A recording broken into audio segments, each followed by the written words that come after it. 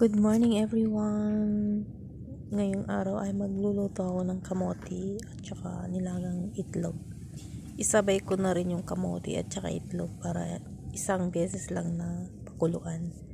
While nagluluto ako ng Arabic coffee with tea kasi every morning kailangan paggising ng aking madam is nakahanda na yung almusal niya with kape at saka tinapay with tea. Yun ang always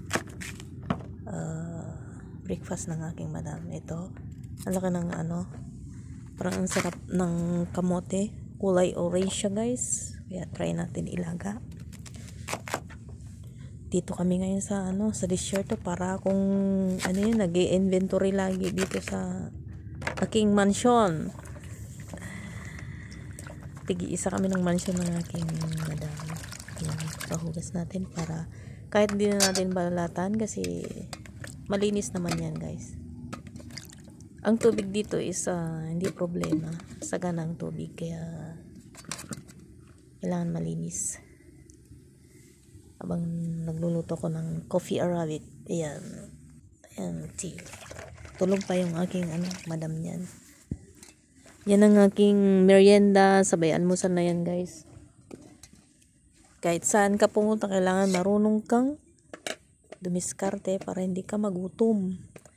Awa ng Diyos naman kahit anong pwede kong iluto, okay lang naman sa madam ko. Huwag lang yung maamoy na todo. Yan, ang aking kamote with itlog. O diba? Ang sarap ng itsura niya. Parang masarap nga yan. Tikman natin mamaya. Tapos darating yung aking kaibigan na isang Pilipina. Yan. Kainin namin yan mamaya. Kasi oncoming na siya this afternoon. Hindi ko naman uubusin yan guys. Ako, ipagkain, may mga kasama ako binibigay ko yan. Ganyan ako. Kaya awa ng Diyos kahit saan ako mapunta. Kumbaga sa baka friendly. Ayan, luto na siya. Kaya binilisan ko na kasi nagutom na ako kasi alas 10 na dito guys. Yan, tara, samahan nyo ako. Kain tayo.